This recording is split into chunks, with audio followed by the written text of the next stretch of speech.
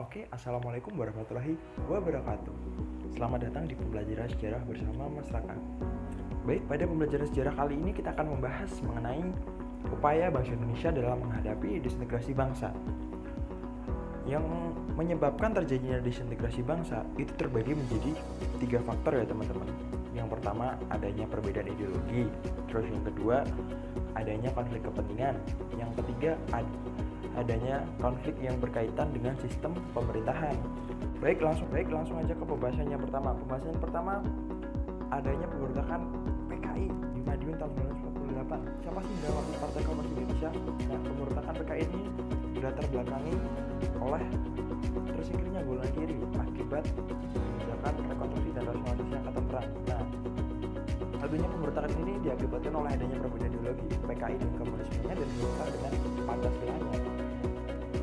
Terus di Madiun, PKI melakukan pemberontakan yang dipimpin oleh Gus Dur dengan menyatakan bahwa pemerintahan Soekarno-Hatta itu tidak menjual tanah air kepada kaum kapitalis. Nah, terus musuh di Madiun ini juga memberikan Front Nasional dengan tujuan untuk mengubah dasar negara Indonesia menjadi komunisme. Nah, setelah itu PKI juga mengganti aparatur yang ada di Madiun dengan orang-orangnya. Setelah itu PKI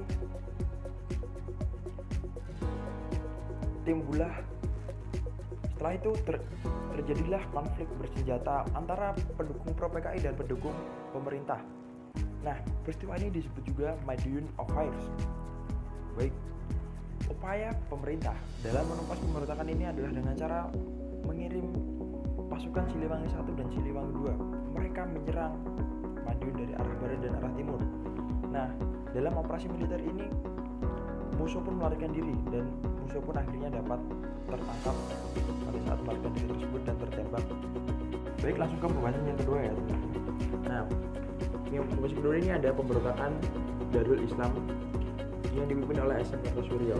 Nah, Darul Islam ini menginginkan berdirinya negara Islam Indonesia. Tentunya Indonesia ini mau dijadikan negara Islam gitu. Nah, pemberontakan ini terjadi di Jawa Barat dan pengaruhnya menyebar ke hampir seluruh wilayah Indonesia. Karena ya tahu sendiri mayoritas di Indonesia beragama Islam. Nah, pemberontakan ini dilakukan dengan membantai setiap TNI yang masuk di Jawa Barat. Habis itu pemerintah dalam menghadapi pemberontakan ini itu dilakukan dengan operasi Baratayuda yang dipimpin oleh Jenderal A. Nasution itu dengan strategi pagar betisnya ya, terkenalnya dengan mengambil pimpinan-pimpinan dari setiap daerah dan akhirnya dapatlah SM Kartosuryo itu dan akhirnya dijatuhi hukuman mati teman-teman. Kita langsung ke pembahasan yang ketiga ya teman-teman. Ini ada pemberontakan G30 PKI. Nah, pada masa demokrasi terpimpin ini kan Soekarno dengan ajaran nasakomnya nasionalis agama komunis ini dimanfaatkan oleh PKI untuk menyebarluaskan ajarannya. Nah, PKI pun juga menginginkan dibentuknya angkatan kelima, yaitu dengan memperjatai buruh dan petani. Nah, disinilah TNI AD tidak menyetujui hal tersebut. Nah, jalannya pemberontakan PKI dengan dipimpin oleh Letkol Untung itu menculik dan mengeksekusi perwira-perwira tinggi yang dianggap anti komunis. Nah, tetapi di sini Jenderal A. Nasution ini selaku Panglima TNI pada masa itu dapat lolos gitu.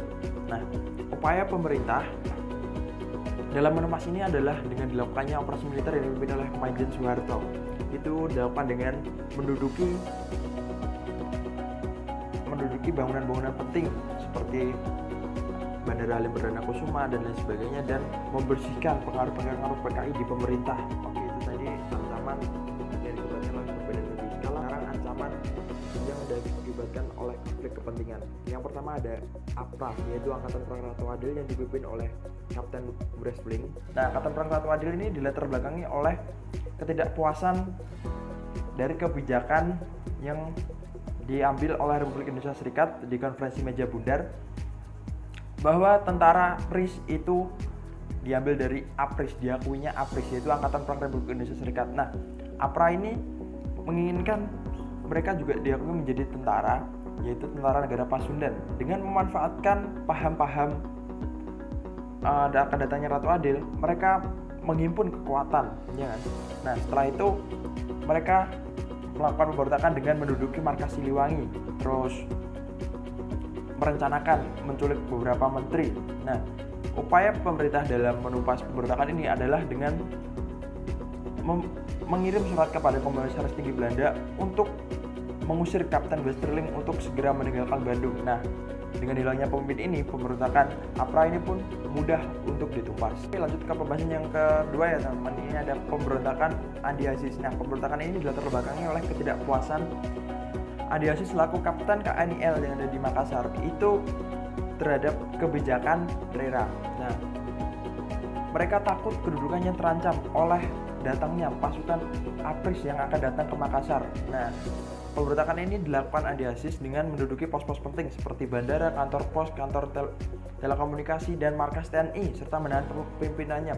Nah, Andi Aziz juga mengerahkan artileri untuk mengusir kapal-kapal yang datang di Makassar yang membawa pasukan tersebut. Nah, upaya pemerintah dalam menghadapi pemberontakan ini adalah dengan memanggil Andi Aziz dalam kurun waktu 4x24 jam. Tetapi Andi Aziz pun tidak datang, dan seminggu kemudian ia baru datang, dan akhirnya ia dijatuhi hukuman 15 tahun penjara. Selain itu juga dilakukan operasi militer yang dipimpin oleh Kolonel Kawilarang untuk membersihkan pengaruh-pengaruh KNIL di Makassar tadi. Oke, kita lanjut ke pemberontakan yang ketiga ya teman-teman. Nah, pemberontakan yang ketiga ini ada pemberontakan RMS atau Republik Maluku Selatan. Nah, pemberontakan ini dilatar belakangi oleh ketidaksetujuan terhadap kebijakan pemerintah untuk menggabungkan negara-negara federal tersebut ke dalam satu NKRI. Nah, Republik Maluku Selatan ini dipimpin oleh Somokhil dan dideklarasikan pada tanggal 25 April tahun 1990. Mereka juga membentuk Angkatan Perang atau APRMS. Nah, untuk menumpas pemberontakan tersebut, pemerintah mengirimkan tokoh asli Maluku yaitu Dr. Jelemena, tetapi upaya ini pun untuk melakukan perundingan ditolak oleh Somokhil. Maka dilakukanlah operasi militer Senopati 1 dan Senopati 2. Oke teman-teman, selanjutnya ke pembahasan yang ketiga, pembahasan yang terakhir nih, yaitu pemberontakan yang mengancam keutuhan bangsa yang berkaitan dengan sistem pemerintahan. Oke, yang pertama itu ada pemerintahan revolusioner Republik Indonesia. Nah, pemberontakan ini muncul itu diakibatkan oleh kecemburuan pemerintah daerah terhadap pemerintah pusat. Karena pemerintah pusat tuh kan bangunnya cuma di Jawa dan di ibu kota aja pada saat pemerintahan Soekarno itu. Nah, akhirnya didirikanlah PRRI ini oleh Letkol Ahmad Hussein pada 15 Februari 1958 di Bukit Tinggi dan menunjuk Syafruddin Prapanegara untuk menjadi Perdana Menterinya. Nah, PRRI ini menuntut untuk Soekarno untuk tidak mengikut sertakan PKI dalam pemerintahan dan menaati kembali UUD S tahun 1950. Nah, pemberontakan ini juga berlangsung dengan pembentukan dewan-dewan seperti Dewan Banteng di Sumatera Barat, Dewan Gajah di Sumatera Utara. Nah, upaya pemerintah dalam menumpas pemberontakan ini adalah dengan melakukan operasi militer. Di bawah pimpinan Jenderal Anang Nasution dilakukan operasi militer yaitu Operasi Sabta Marga, Operasi Merdeka, seperti itu. Pemberontakan yang kedua itu ya hampir sama sih sama PRRI ini, cuma beda wilayah sama beda pimpinan aja, yaitu pemberontakan Permesta, Piagam Perjuangan Rakyat Semesta. Ini terjadi di Makassar yang dipimpin oleh Letkol V.J. Samuel. Mereka menuntut otonomi dan keadilan sosial bagi seluruh rakyat Indonesia. Nah, upaya pemerintah dalam menumpas Permesta ini adalah dengan melakukan operasi militer. Nah, dilakukan operasi Sabta Marga 1. Nah, dari sini akhirnya Permesta pun tunduk oleh pemerintah dan membantu pemerintah untuk menumpas pergerakan komunis yang ada di Jawa gitu pada tahun 1960-an. Tentunya pemberontakan tersebut memberikan banyak pelajaran bagi bangsa ini untuk terus menjaga persatuan dan kesatuan agar bangsa ini tetap utuh dan tetap menjadi NKRI selamanya. Oke, sekian dari saya. Kurang lebihnya mohon maaf. Wassalamualaikum warahmatullahi wabarakatuh.